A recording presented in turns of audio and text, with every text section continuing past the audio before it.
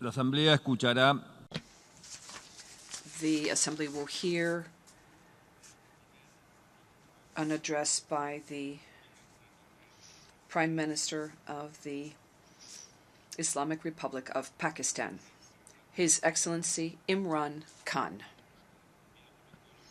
May I request protocol to escort His Excellency? I have great pleasure in welcoming His Excellency Prime Minister of the Islamic Republic of Pakistan, and I invite him to address the General Assembly. Bismillah ar-Rahman ar-Rahim. Iyyaka na'budu wa iyyaka nasta'in. Mr. President, Honorable Secretary General, Excellencies, ladies and gentlemen, I feel honored today to represent my country at this forum of world leaders, where we have a chance to discuss problems that the world is facing. I want to talk about a lot of problems, but just 4 today. And I especially came to this forum despite a difficult time in my country, facing challenges. I would not have come, but because I feel that there are some very urgent problems which the world must address. So first of all, I start with climate change. So many leaders have talked about climate change. But Mr. President, I feel that there is a lack of seriousness. Perhaps world leaders some of the leaders who can do a lot, do not realize the urgency of the situation. We have a lot of ideas, but as someone said, ideas without funding is mere hallucination. Pakistan, I'll give you start with my own country. Our country is amongst the top 10 nations in the world which are most affected by climate change. We depend upon our rivers. We are mainly an agricultural country. And 80% of the water in our rivers comes from our glaciers. The glaciers, not just on the Pakistani side, even India. The 80% of the water in Ganges and the Indian rivers also comes from the glaciers, from the Himalayan glaciers, Karakoram, Hindu Kush. And these glaciers are melting at quite a rapid pace. We detected already 5,000 glacial lakes in our mountains. And if this keeps going, if nothing is done, we are scared that humans are facing a huge catastrophe. In my country, when my party came to power in the province of KP, we planted 1 billion trees in 5 years. Now we've set ourselves a target of 10 billion trees in Pakistan. Idea being to counter the effects of global warming. But one country cannot do anything. This has to be a combined effort of the world. My optimism comes from the fact that humans, the Almighty has endowed humans with great powers. We can do anything, provided our survival instinct is stirred up. And this is really what I hope that the United Nations will take a lead in this. There must be more emphasis. Richer countries must be pushed. Countries that are responsible for greenhouse gas emissions. They must be pushed because our country contributes minuscule amount to greenhouse gases. So I feel that the United Nations must take leadership in this. My second issue for me right now is even more critical.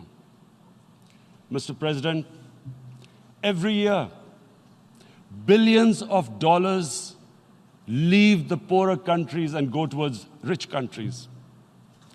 Billions of dollars siphoned off by the ruling elites of the developing world.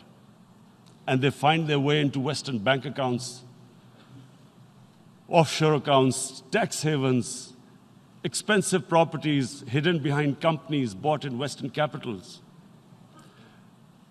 Mr. President, this is devastating the developing world. This is causing more poverty, debts. It's impoverishing the developing world. The difference between rich and poor countries is growing because of this. Money laundering, which happens because money leaves the poorer countries into rich countries, is not treated the same as, for instance, money from drugs or terror financing. The seriousness which terror financing and money from drugs, the way it is treated, it's not the same. The way the poor countries are being plundered by their elites. It's not happening. In my country, when I took charge of our government a year back, in the 10 years preceding that, our total debt went up 4 times. The debt we had accumulated in 60 years, just in 10 years, it went up 4 times. As a result, the total revenue we collected in 1 year, half of it went into debt servicing. How are we going to spend money on our human beings, 220 million people, when half the money is going into debt servicing? Because our country was plundered by the elites, the ruling elite. And easily they could get the money out. And when, Mr. President, we located properties in Western capitals bought by this money through corruption and money laundering, located the properties of these corrupt leaders, we find it so difficult to retrieve it. That money, if we retrieved that money, we could spend on our human beings. But it's so difficult. The laws protecting these criminals. We do not have the sort of money to have expensive lawyers and spend millions and millions of dollars. We need help from the rich countries. And, Mr. President, it's critical. The rich countries must show political will. They cannot allow this to happen. How can the poor countries spend money on human development, which the United Nations asks, SDG? How are we going to do it when this money can easily leave our countries? So, unless the rich countries intend to build walls to stop economic refugees coming as we see right now, they must take action. They must take action now. It must be a deterrent. Corrupt ruling elites should not be able to take money out easily and park it into foreign bank accounts and into these properties abroad. And I never understand why. Why do we have these tax havens? Why is this allowed? Why shouldn't rich people pay taxes? Why is it legal to have these tax havens where you have these secret accounts? Because, the world is changing. The population of the world is growing. Sooner or later, you're going to have a crisis if the poor get poorer and the rich get richer. There is going to be a crisis sooner or later. So this is my second point. I hope that the United Nations takes a lead in this. It involves the IMF, the World Bank, Asian Development Bank. They must find a way of stopping this plunder of the developing world. My third point is Islamophobia. There are 1.3 billion Muslims in this world. There are millions of Muslims living in other countries, European countries, and the US as minorities. Islamophobia, since 9/11, has grown at a pace where it is alarming. Human communities live together. There should be understanding amongst them. But Islamophobia is creating a division. Muslim women wearing hijab, it's become an issue. It's become an issue in some countries. Hijab is some sort of a weapon. A woman can take off her clothes in countries, but she can't put on more clothes. How is this happening? Because of Islamophobia. And how did this Islamophobia start? After 9/11. And why did it start? Because certain Western leaders equated terrorism with Islam. Islamic terrorism. Radical Islam. What is radical Islam? There is only one Islam. And that is the Islam we follow of Prophet Muhammad sallallahu alaihi wasallam. There is no other Islam. Radical Islam, Islamic terrorism, what message did they send to people in the West? And why is there Islamophobia? How is a person in New York, in the Midwest, in the US, in European capital, how is he going to distinguish between who is a moderate Muslim and who's a radical Muslim? Because terrorism has nothing to do with any religion. This Islamic terrorism, Islamic radicalism, and sadly used by leaders, this has been the main reason for this Islamophobia. And it has caused pain amongst Muslims. We in Muslim countries watch this Islamophobia traveling abroad, and it's getting worse. And may I just say, Mr. President, that in European countries, it is marginalizing Muslim communities. And we all know that marginalization leads to radicalization. Some of the people who ended up as militants in Syria and other places were from marginalized Muslim communities. And my point here is that we must address this issue. I'm sad to say that we Muslim leaders have not addressed this issue either. After 9/11, when this thing came about war against radical Islam, rather than Muslim leaders trying to explain to the West that there is no such thing as radical Islam, in all human communities, they are radicals. They're liberals and rest are moderate. All human communities, Christians, Jews, everyone has it. But Islam is not radical, neither Judaism, neither Christianity, neither Hinduism. No religion preaches radicalism. The basis of all religion is compassion and justice, which differentiates us from the animal kingdom. But unfortunately, the Muslim leadership was so scared of being called radical Islam that all of them became moderates. In Pakistan, we were in the eye of the storm, and our government coined a phrase called enlightened moderation. No one knows what it meant.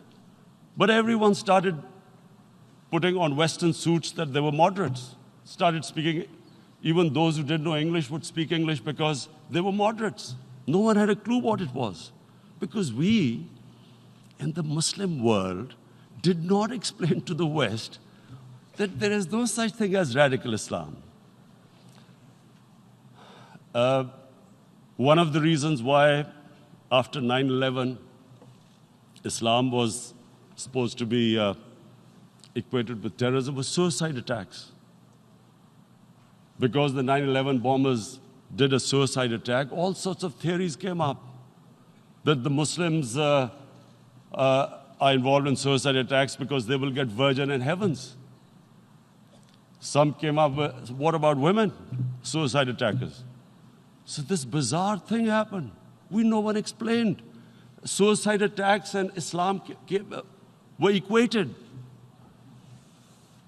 No one did research that before 9/11, the majority of suicide attacks in the world were by Tamil Tigers, who were Hindus. No one blamed Hinduism, and quite rightly. What has Hinduism got to do with what desperate people were doing in Sri Lanka? We all know we've seen films about Japanese kamikaze pilots at the end of the Second World War doing suicide attacks. No one blamed the religion. But here we were trying to prove we were moderates and not explaining to the West. But the most important thing I wanted to say here today, in explaining this Islamophobia, Mr. President, and I feel it's very important because I've spent, because of I played professional sport in England, I spent a lot of time there. So I know how the Western mind works and how West views religion. So where the misunderstanding about Islam came. And one of the reasons it caused Islamophobia. That was, in 1989, this book was published, maligning, insulting, ridiculing our Prophet Muhammad sallallahu alaihi wasallam. And there was a reaction in the Muslim world. The West couldn't understand what was the problem. Because in the West, because I have spent so much time in the West, religion is perceived completely differently. They don't look upon religion like we do. And so, Islam was supposed to be an intolerant religion. It was against freedom of expression. And Islam took a real beating 30 years ago. I still remember it became a watershed. And every 2 or 3 years, someone would malign our Prophet, peace be upon him. There would be a reaction by the Muslims. And again, it was Islam, an intolerant religion. Again, this time, I blame a certain section of the people in the West who deliberately provoked this, knowing the impact it would have. But the majority of the people in the West didn't understand. This is where, again, Muslim leadership let the Muslims down. We should have explained to them what our Prophet, peace be upon him, means to us. So in 1 minute, I'll try and explain what he means to us. Our Prophet was the witness to the divine book, the Holy Quran. The Holy Quran is the book of guidance for Muslims, and the Prophet's life was living the Quran. He was an example of what the Quran guided us to be. So he is the ideal we all try to get to. The Prophet created the state of Medina, the first state in Islam. That state was the basis of a Muslim civilization which became the predominant civilization for the next 700 years. And what was that state? I hear such strange things about Islam, that it is against women, it's against minorities. The first state of Islam in Medina, it was the first time a welfare state was set up. The state took responsibility of the weak, widows, orphans, poor people, handicapped. It taxed the rich, spent the money on the poor.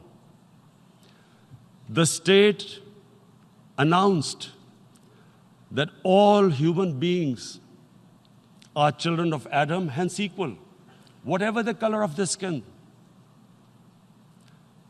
The state announced, the Prophet announced that, and slavery, the whole system depended on slavery as it did for many years in the Western societies. The Prophet said that one of the greatest deeds is to free a slave. But because the society depended on slavery, he said, but if you have to treat them as an equal member of the family. And as a result, something happened in a Muslim world which hasn't happened in any other civilization. Slave dynasties appeared. Slaves became kings. The Mamluks, slaves who ruled Egypt. In India, there were slave dynasties. And then, with minorities, again, you hear that Islam is supposed to be against minorities. Let me just make this clear. In Islam, the Prophet announced that everyone was free to practice his religion. It was a sacred duty to protect the places of worship of all religions. He announced that every person is equal in front of law, whatever his religion or his color. And this incredible case, and I always quote this, that the fourth Khalifa, the head of state of Medina, he lost a court case against a Jewish citizen. So, number one, it showed there was a rule of law, no one was above law. And number two, that a Jewish citizen was an equal citizen. So, Mr. President, when a Muslim society is unjust to its minorities, it is going against the religion of Islam and our Prophet, peace be upon him. So, it is important to understand this. The Prophet lives in our hearts. When he's ridiculed, when he's insulted, it hurts. As we human beings understand one thing, the pain of the heart is far, far, far more hurtful than physical pain. And that's why the Muslims react. And I always thought that if I ever had the stage, I would try and explain this to the world community, especially to the Western community, because having lived in the Western community, people didn't understand this. When I first went as a teenager to England, there was a comedy film on Jesus Christ. It's unthinkable in Muslim societies.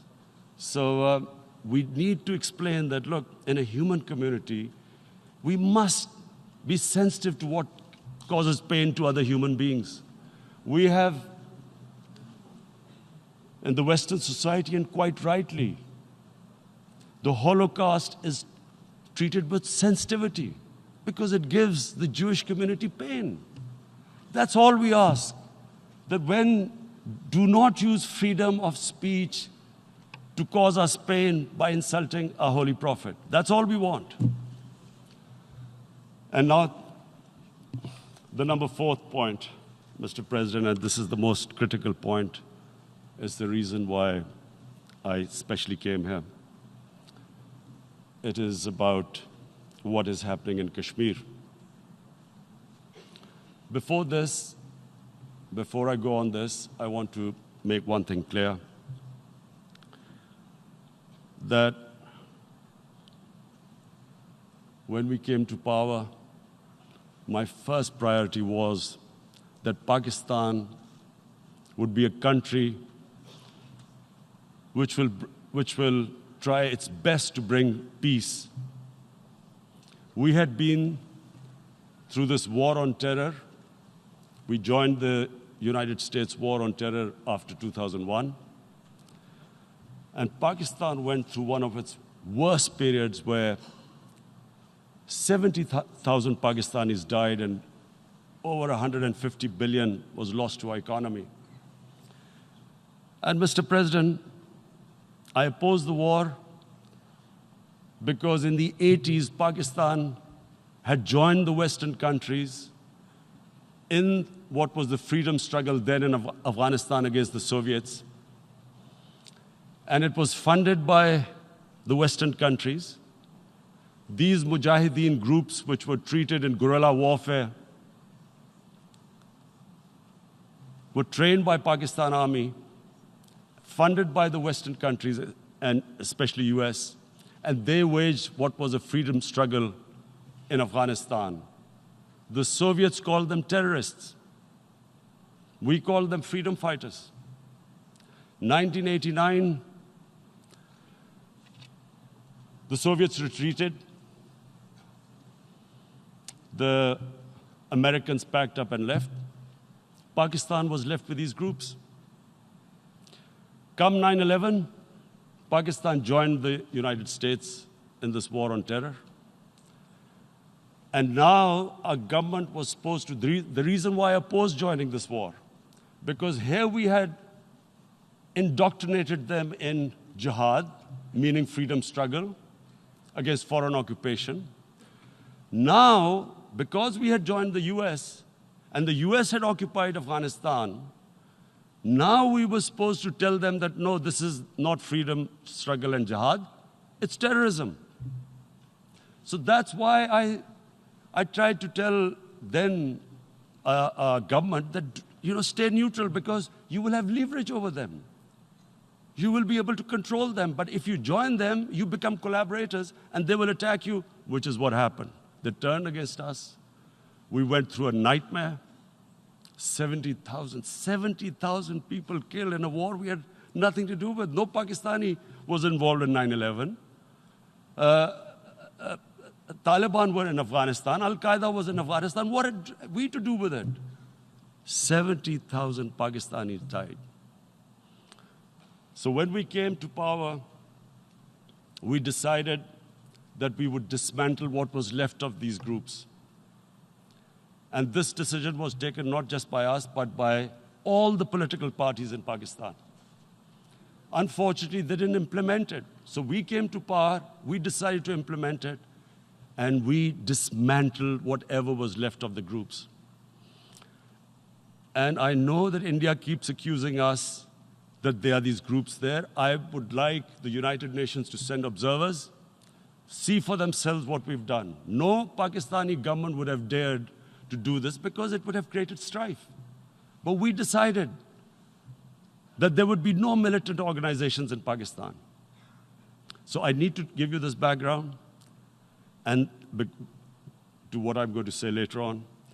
And secondly, we started mending fences. I invited the Afghan president.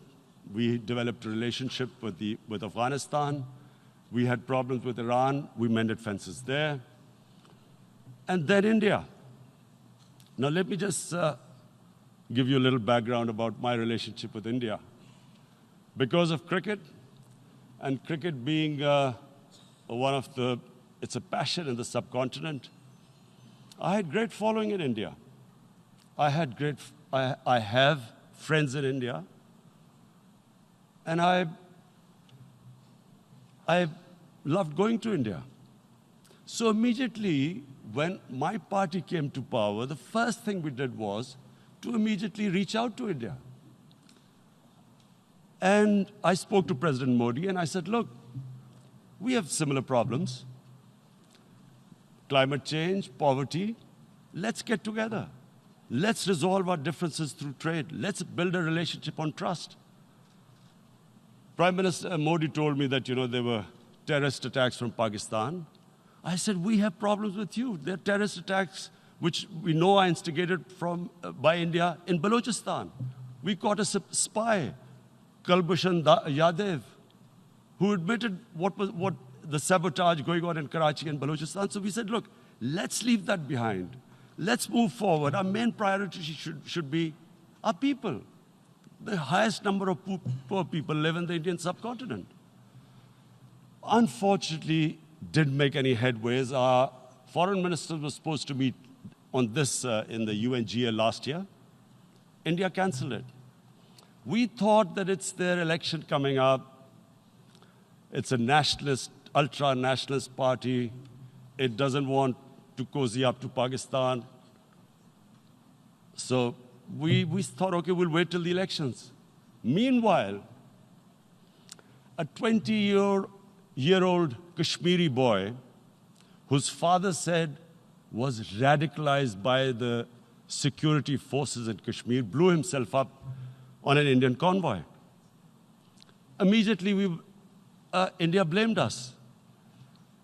I spoke to the Indian public on television. I said, if you give us any iota of proof, we will immediately take action, because we've clamped down on these groups. Rather than sending us any proofs, they sent their jets in, they bombed us. We retaliated. A jet, 2 of their planes were shot down, 1 pilot bailed out in Pakistan. We immediately returned the pilot, saying that, look, we do not want any escalation. Rather than taking that as a peace gesture, the entire campaign, almost the entire campaign of Mr. Modi in the election was how he had taught Pakistan a lesson that jets had killed 350 terrorists. Complete lie. They had just killed about 10 trees of ours, which was quite painful given that, we are growing all these trees. He then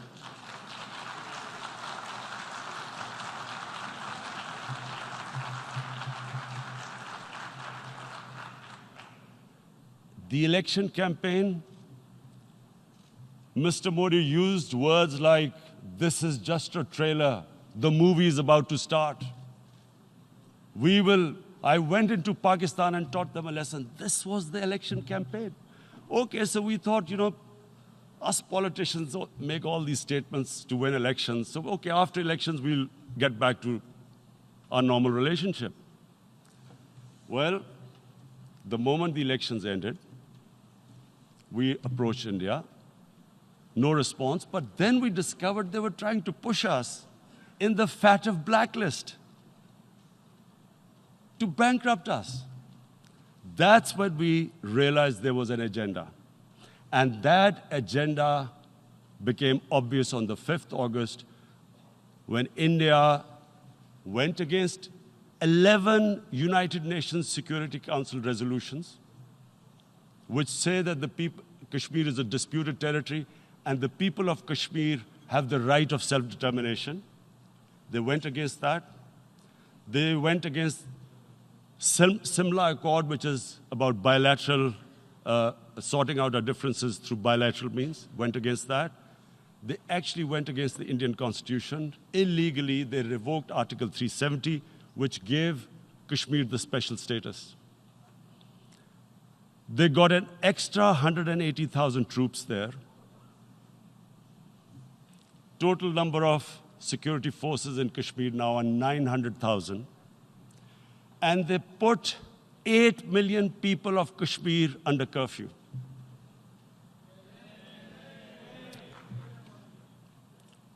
Mr. President,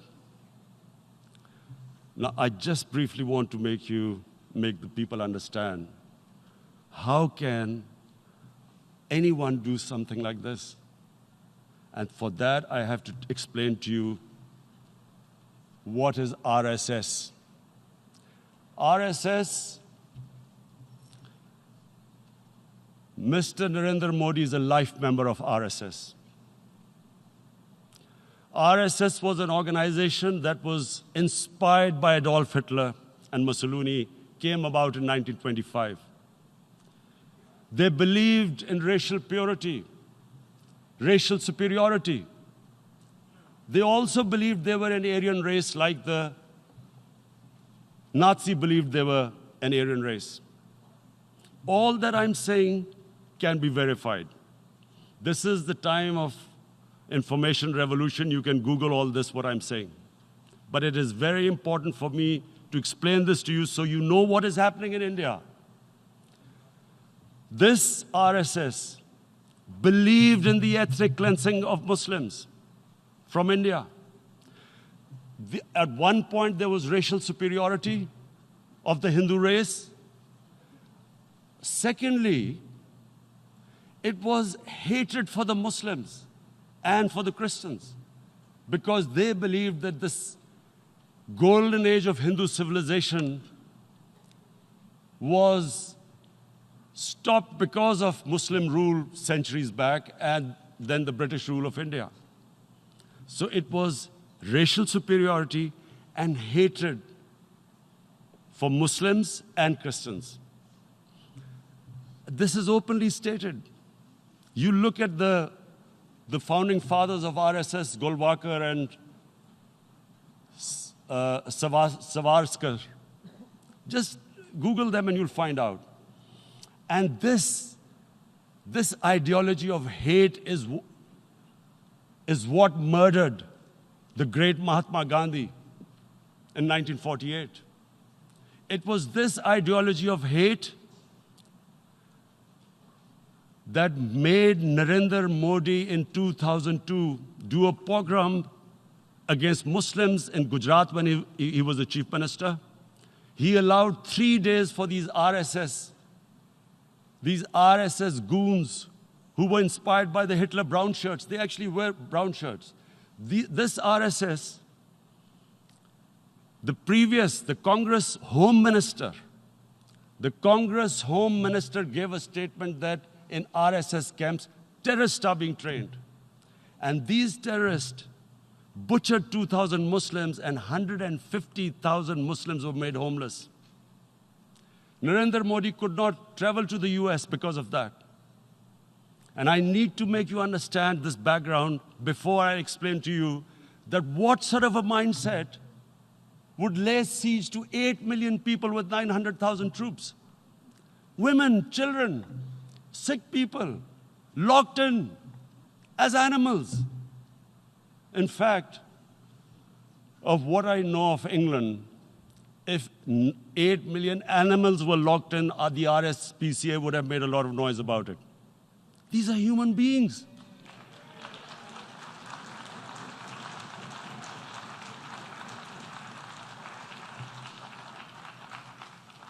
And Mr. President, what comes with racial superiority, these illusions of Aryan superior race, is arrogance. The two go together. And it's arrogance that makes people make mistakes and do stupid things. Cruel things like what Narendra Modi has done. It's sheer arrogance. And it's arrogance that has blinded him from the fact that what is going to happen when the curfew is lifted? Has he thought about it? This hasn't been thought through. What is he going to do when he lifts the curfew? Does he think that people of Kashmir will quietly accept the status quo because India has changed the constitution and taken away the special status? They'll accept that? Mr. President, 100,000 Kashmiris have died in the past 30 years because they were denied the right given by the United Nations, the right for self-determination. 100,000 have died and 11,000 women have been raped. There are 2 United Nations human rights reports on this. The world hasn't done anything because India is a huge market, 1.2 billion people. Sadly, the material prevails over the human. But this has serious consequences. Again, I repeat, that's why I'm here. Look, what is going to happen when the curfew is lifted will be a bloodbath. The people will come out. There are 900,000 troops there. They haven't come to, as Narendra Modi says, he's done this for prosperity of Kashmir. This is supposed to be for the development. These 900,000 troops, what are they going to do when they come out? There'll be a bloodbath. Has he thought it through what happens then? Mr. President, has anyone thought that what happens when there is a bloodbath? What do you think the impact will have on people of Kashmir? What do you think they will think? The way they have been boxed in their houses, treated like worse than animals, no rights. Thousands of all the political leadership has been arrested, taken out of Kashmir. Even those Kashmiri leaders who were pro-India have been taken out. 13,000 boys have been picked up and taken to God knows which destinations. So what do they think? What will the people of Kashmir do when they lift the curfew? They will be out in the streets. And what will these soldiers do? They will shoot them. They've already used pellet guns, blinded young boys. In the last 6 years, the 5 years, the oppression that has gone on in Kashmir. And so, Kashmiris will be further radicalized. Mr. President, there will be another Pulwama. And guess what? India will blame us. They're already blaming us. They're saying all this is happening because of Pakistan. One of their defense ministers said, there are 500 terrorists lined up on the border to go in. Why would Pakistan send 500 terrorists when there are 900,000 troops? What impact are they going to make? What will they do? And don't we know that the moment there is some terrorist attack, all that will happen is there'll be further cruelty and oppression of the people of Kashmir. We will just give the 900,000 troops to further crush the people of Kashmir. And then we'll give the Indian government an excuse that, look, Pakistan is a terrorist state, and this mantra that has gone on, Islamic terrorism. The moment you use this catchword, Islamic terrorism, the whole world turns away. No one talks about human rights. You can do whatever you want, which is what has happened in Kashmir, because they keep using this word, Islamic terrorism. And this is what they're doing right now. What do we benefit from further increasing the cruelty on the people of Kashmir? And why would we want this? But there is no other narrative left for India. As when they lift the curfew, whatever happens, Pakistan will be blamed, and there is always a danger of another Pulwama. They might come and bomb us again, and then another cycle might start. And what does Narendra Modi think that 180 million Muslims of India are thinking right now? Aren't they watching these Kashmiris stuck inside for 55 days they've been stuck in? Aren't they watching? What do you think? Don't you think that the Muslims will be radicalized in India? And I'm talking about 180 million people. And when they get radicalized, there will be some incident in India somewhere down the line. Again, we will be blamed. And I'm warning you right now, again, we will be blamed. And, Mr. President, what about 1.3 billion Muslims who are watching this? And they know that it is only happening in Kashmir because they're Kashmiri Muslims. This is not happening to Kashmiri Hindus. They know that this is happening because of their religion. So what do you think they will be thinking? What do you think the Jewish community would think if they were, forget 8,000 Jews stuck like this? What do you think Europeans would think? What do we think? I mean, any human community, if their members are stuck like that, what do you think they will think? Are we a children of a lesser God? Is it not going to cause us pain? And then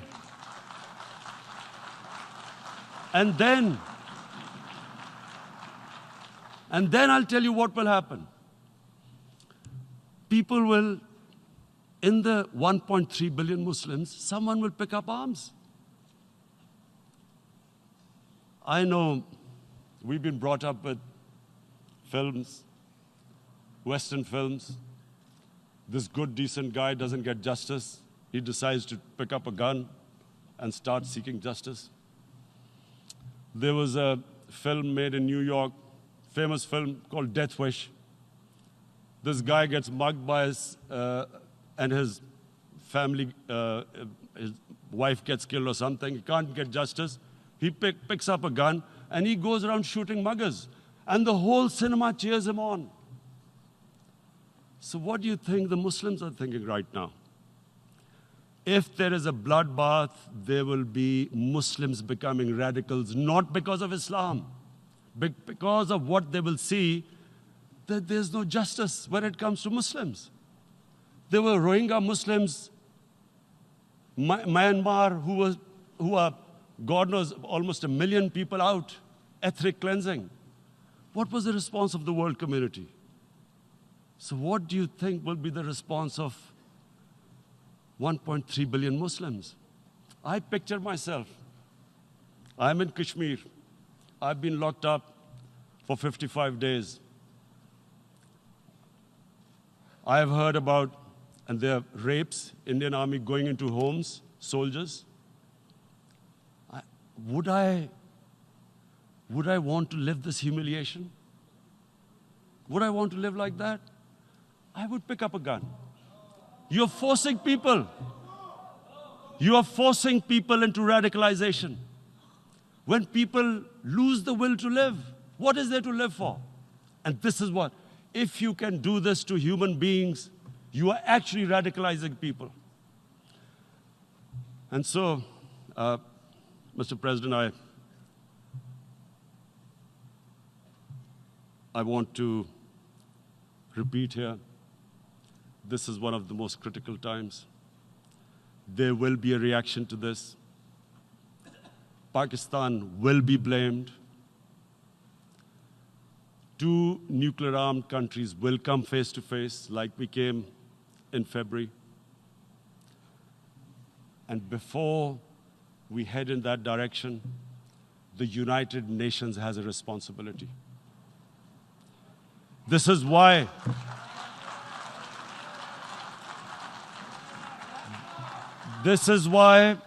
the United Nations came into being in 1945. You were supposed to stop this happening. I feel we are back to 1939, Munich. Czechoslovakia has been taken, annexed. What is the world community going to do? Is it going to appease a market of 1.2 billion, or is it going to stand up for justice and humanity?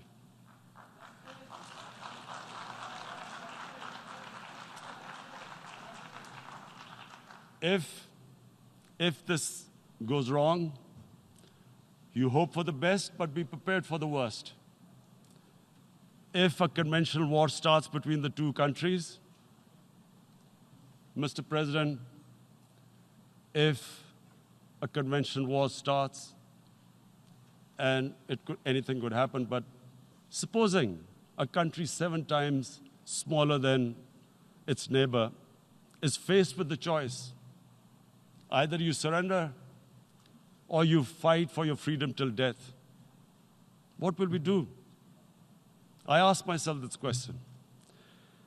And my belief is, La ilaha illallah, there is no God but one. And we will fight. And when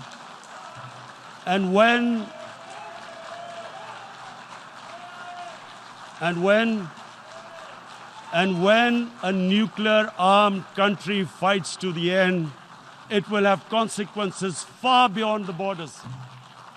It will have consequences for the world, which is why I repeat I'm here. Because I'm warning you, it's not a threat. It's a fair worry that where are we headed? And I've come here to tell the UN, you've got to, this is a test for the United Nations. You are the one who guaranteed the people of Kashmir the right of self-determination. They are suffering because of that. And this is the time. This is the time not to appease like in 1939 appeasement took place. This is the time to take action. And number 1 action must be that India must lift this inhuman curfew, which has lasted for 55 days. It must free all political prisoners, and especially those 13,000 boys that have been picked up. Parents don't know where they've disappeared. And then the world community must give the people of Kashmir the right of self-determination. Thank you. En nombre de la Asamblea General agradezco.